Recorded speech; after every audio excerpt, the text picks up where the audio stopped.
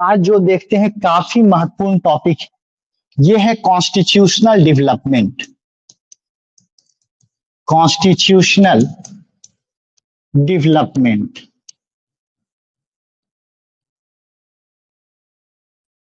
जिसको हम लोग कहते हैं संवैधानिक विकास।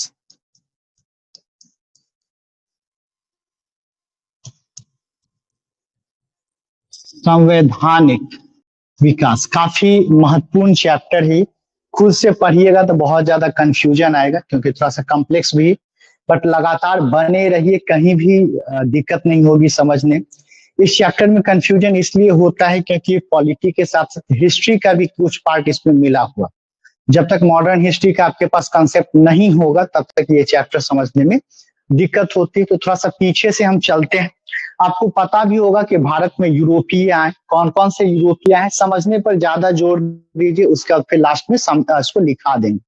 देखिए यूरोपीय कौन कौन आए तो याद कैसे क्रम या रखेंगे, तो पीडीएफ तो आपको याद रहता ही होगा, पीडीएफ फाइल याद रहता होगा। अब यहाँ पीडीएफ में डी और एफ के बीच क्या लगा देंगे, ई लगा देंगे, क्योंकि डी और एफ के बीच लेटर क्या होता है, ई होता है। पी से क्या होगा, पोर्चुगीज। पी से हमारा क्या हो गया, पोर्चुगीज, यानी कि सबसे पहला यूरोपीय जो भारत आया वह कौन था, पुर्तगाली था। इसके बाद कौन आया है, डच आया है। इसके बाद कौन आया, इंग्लिश, जिसको हम लोग ब्रिटिश भी कहते हैं, इंग्लिश कह लीजिए या ब्रिटिश भी कहेंगे।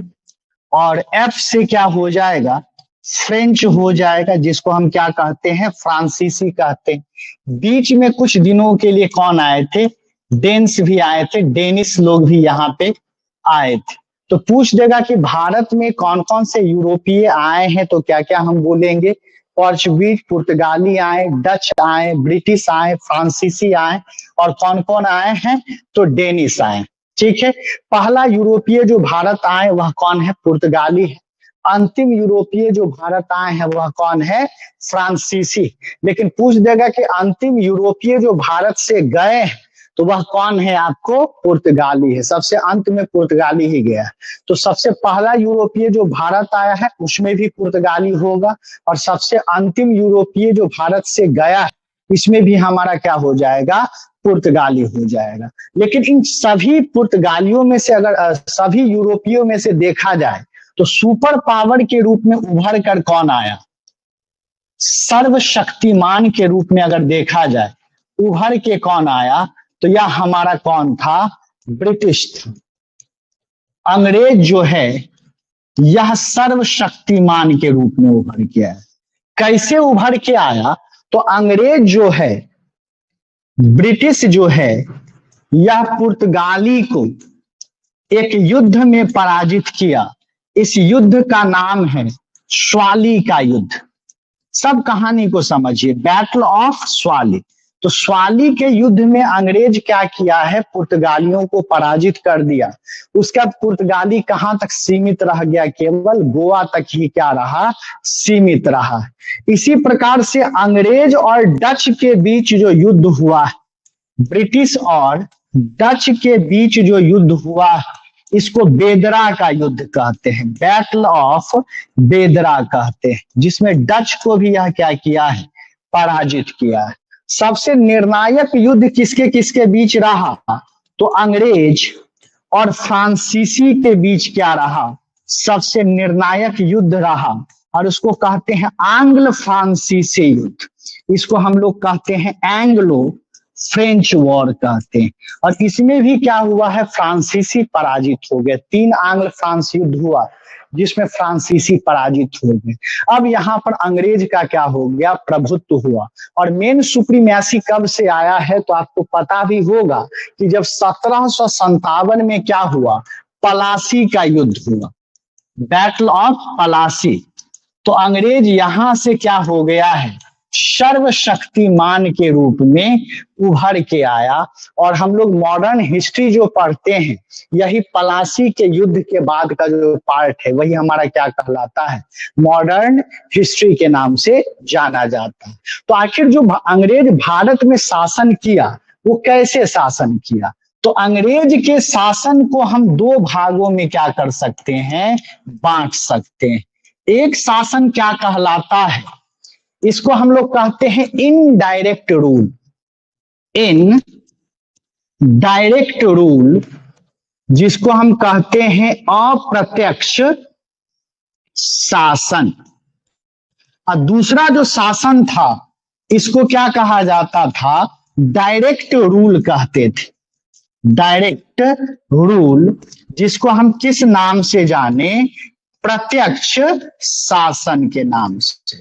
तो शुरुआती दौर में जो अंग्रेज हैं वो सीधे शासन नहीं करके ईस्ट इंडिया कंपनी के माध्यम से क्या करते थे, शासन करते थे। यानी कि शुरुआती दौर में जो शासन चलाए हैं वो किसके माध्यम से शासन चलाए, ईस्ट इंडिया कंपनी के माध्यम से शासन चलाएं। इसलिए इस प्रकार के शासन को क्या कहा गया, कंपनी रूल के नाम से, कंपनी शासन के नाम से जाना गया। लेकिन 1857 की क्रांति के बाद अंग्रेज को एक सबक मिला।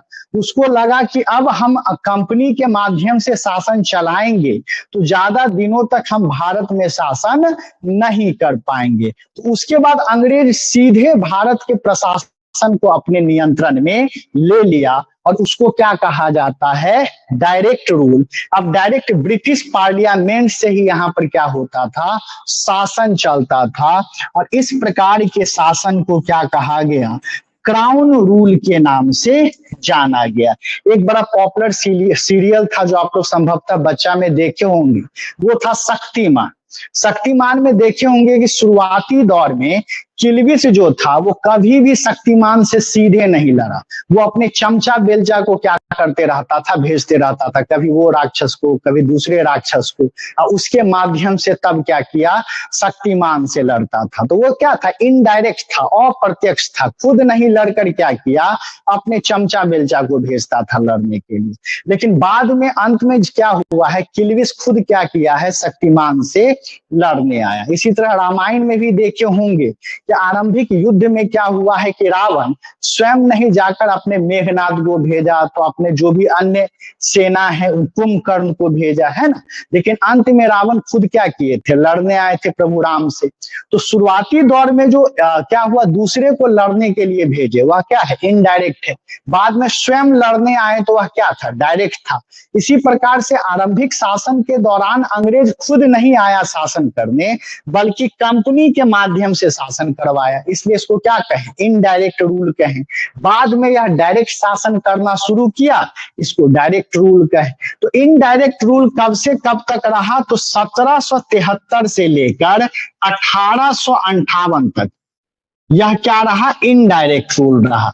और फिर वह यानी कि 1857 की जस्ट क्रांति के बाद, और फिर 1857 की क्रांति के बाद 1858 से लेके आगे ये आपका क्या रहा है, डायरेक्ट रूल रहा।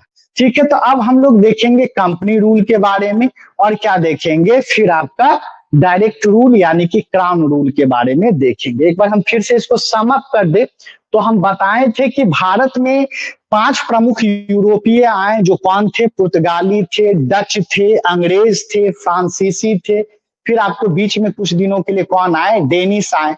लेकिन इन सभी यूरोपीय में अंग्रेज जो है वह सर्वशक्तिमान के रूप में उभरा, क्योंकि अंग्रेज जो है वह पुर्तगाली को स्वाली के युद्ध में पराजित कर दिया। अंग्रेज जो है वह डच को क्या किया है, बेदरा के युद्ध में पराजित कर दिया। अंग्रेज जो है यह फ्रांसीसी को आंग्ल फ्रांसीसी युद्ध में पराजित कर दिया। डेनिस लोग जो थे वह कलकत्ता यानी कि बंगाल के सेरामपुर में अपना उपनिवेश बनाए थे। अंग्रेज इतनी बार उसके उपनिवेश पर क्या किया, आक्रमण किया है, उसके कॉलोनी पर आक्रमण किया कि डेनिश व्यापारी सब दिवालिया हो गए, बैंकरप्ट हो गए, और उनको वापस क्या होना पड़ा, लौटना पड़ा। तो डेनिश को भी वह क्या किए, तबाह कर दिए। तो इन सभी यूरोपीय में वर्चस्वशाली कौन निकल के आया, अंग्रेज। और अंग्रेज किस प्रकार से शासन चलाया, इसके बारे में तो हम ये कहानी बतला चुके हैं। अब देखते हैं हम लोग क्या क्या हुआ। अब पहला है हमारा regulating act of 1773। Regulating act of 1773। यानी कि 1773 का 1773 का रेगुलेटिंग एक्ट। रेगुलेट मतलब क्या होता है? नियंत्रण करना। यानी कि कंपनी जो है वह नियंत्रण करने के लिए, रेगुलेट करने के लिए कुछ कानून बनाए। उस कानून को क्या कहा गया? रेगुलेटिंग एक्ट के नाम से जाना गया।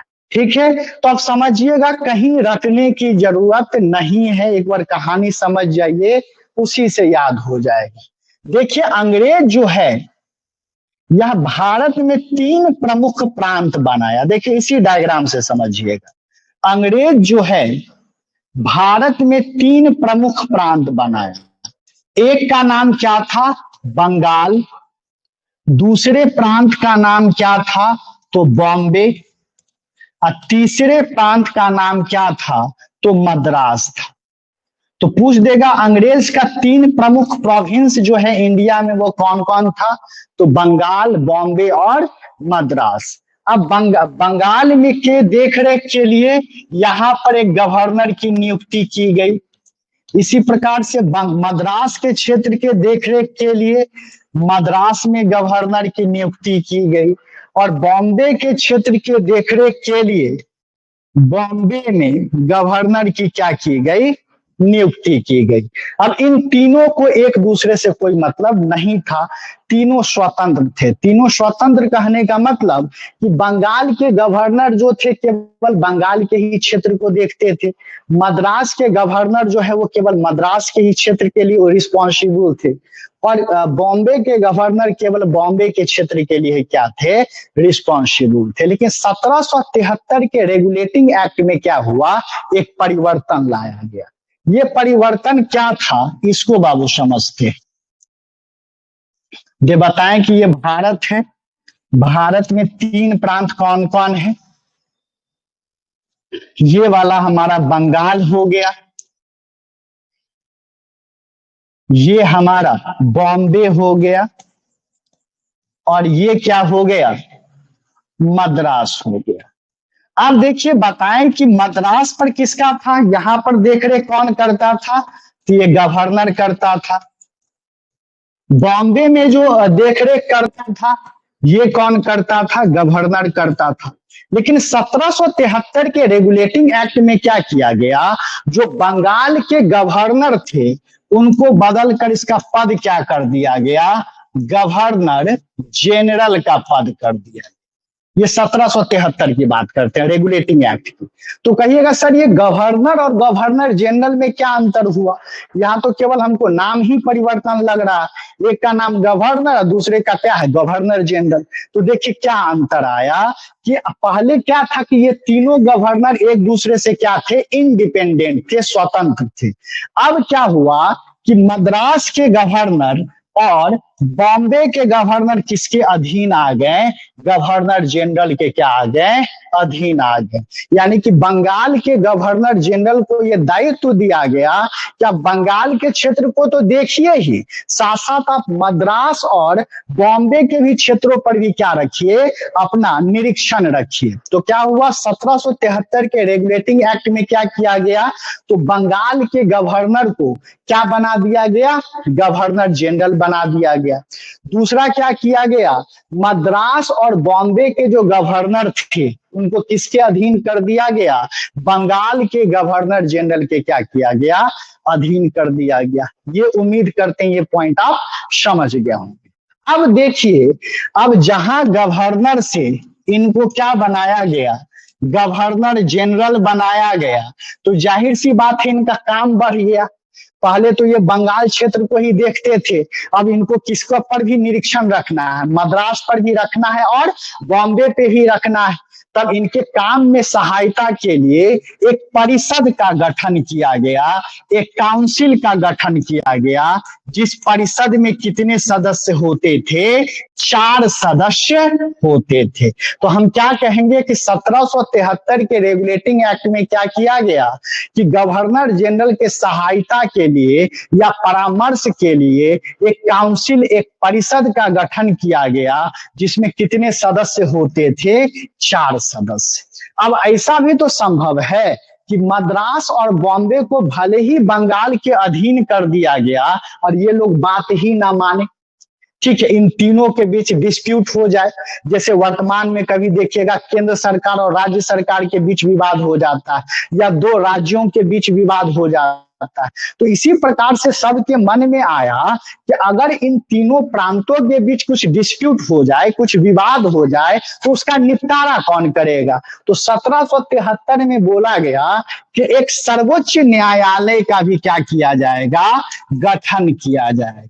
ठीक है, ये प्रस्ताव कब लाया गया, 1773 में। लेकिन सर्वोच्च न्यायालय का गठन कब हुआ है, तो 1774 में। यानी कि 73 में प्रपोजल लाया गया और 74 में इसका क्या किया गया, स्थापना किया गया। तो समझिए सुप्रीम कोर्ट से 2-3 क्वेश्चन जान लीजिए। सुप्रीम कोर्ट से 2-3 क्वेश्चन। पहला पूछ देगा किस अधिनियम के द्वारा, किस नियम के द्वारा लाया गया, तो यह रेगुलेटिंग एक्ट हो गया 1773, रेगुलेटिंग एक्ट ऑफ 1773। किस वर्ष इसका स्थापना किया गया, तो स्थापना किस वर्ष किया गया है, 1774 में। सब लिखाएंगे, पहले समझिए। और कहां पर इसका स्थापना किया गया, तो शुरुआती दौर में अंग्रेज का गढ़ कौन था बाबू, कलकत्ता था। बाद में यह दिल्ली अपना क्या किया है, ले गया है राजधानी। लेकिन शुरुआती दौर में ये कलकत्ता को ही अपने राजधानी के रूप में विकसित करना चाहता था। इसलिए देखिएगा जो कलकत्ता में जो हुगली ब्रिज है, यह क्या है, लंदन में जो ब्रिज है उससे क्या है, मिलता जुलता है। तो हम क्या कहेंगे, एक और चीज क्या स्थापना किया गया है, सुप्रीम कोर्ट का क्या किया गया, स्थापना किया गया। अब क्या हुआ, ये साफ साफ सभी कंपनी के सर्वेंट्स को आदेश दे दिया गया कि कोई भी व्यक्ति किसी प्रकार का घूस जो है वह नहीं लेंगे, कोई भी ब्राइब नहीं लेंगे, पूरी निष्ठा से अपना क्या करेंगे, काम करेंगे। और कंपनी के कार्यभार को देखने के लिए कोर्ट ऑफ डायरेक्टर्स की क्या की गई, नियुक्ति की गई। तो पूछ देगा कंपनी के प्रशासन को देखने के लिए किसका गठन किया गया, तो कोर्ट ऑफ डायरेक्टर्स का क्या किया गया, गठन किया गया। और एक चीज और बाबू जान लीजिए कि सर्वोच्च न्यायालय में कितने न्यायाधीश होते थे, तो 4 होते थे, जिसमें से एक आपको चीफ जस्टिस होते थे और 3 क्या होते थे, अन्य न्यायाधीश होते थे। यानी कि 1773 में 4 अंक का बड़ा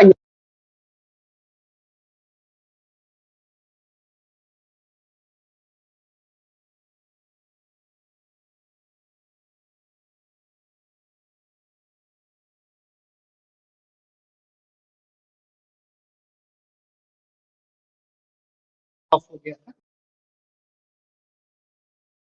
सुप्रीम कोर्ट में कितने जज हो गए, तो 4 जज। तो हम एक बार रिकॉल करें तो हम क्या क्या बताएं कि 1773 में क्या, 1773 के एक्ट में क्या। तो पहला तो हुआ कि बंगाल के जो गवर्नर, गवर्नर ऑफ बंगाल जो थे, उनको क्या बना दिया गया, गवर्नर जनरल, गवर्नर जनरल। तो बंगाल के गवर्नर को क्या बनाया गया, गवर्नर जनरल। और इस गवर्नर जनरल के अंदर किसको कर दिया गया, गवर्नर ऑफ मुंबई, मुंबई के गवर्नर को कर दिया गया। और दूसरा किसको कर दिया गया, मद्रास के गवर्नर, गवर्नर ऑफ मद्रास को क्या किया गया, इनके अधीन। अब जाहिर सी बात है उनका वर्कलोड बढ़ा, कार्यभार बढ़ा, इनके सहायता और परामर्श के लिए किसका गठन किया गया, एक परिषद का गठन किया गया, जिसमें कितने सदस्य होंगे, 4 सदस्य होंगे। इन तीनों के बीच कोई डिस्प्यूट नहीं हो, विवाद नहीं हो, इसके एक सुप्रीम कोर्ट का क्या किया गया, स्थापना किया गया, जिसमें कितने जज होते थे, 4 जज होते थे। 4 में से एक मुख्य न्यायाधीश और 3 क्या होते थे, अन्य न्यायाधीश होते थे। जितने भी कंपनी के सर्वेंट्स थे, कार्य करने वाले थे, उनको यह बोल दिया गया कि किसी प्रकार का घूस या ब्राइब जो है यह नहीं लेना है।